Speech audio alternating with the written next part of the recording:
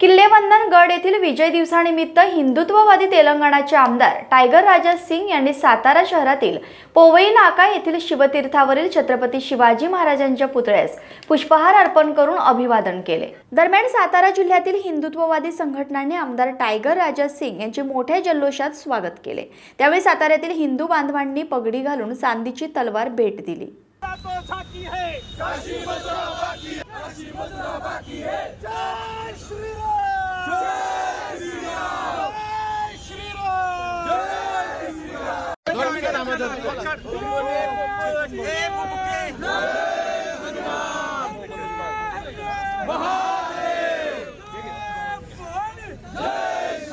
छत्रपती श्री शिवाजी महाराज की धर्मवीर छत्रपती श्री संभाजी महाराज की भारत माता की अरे पुढे जरा अमर भाऊ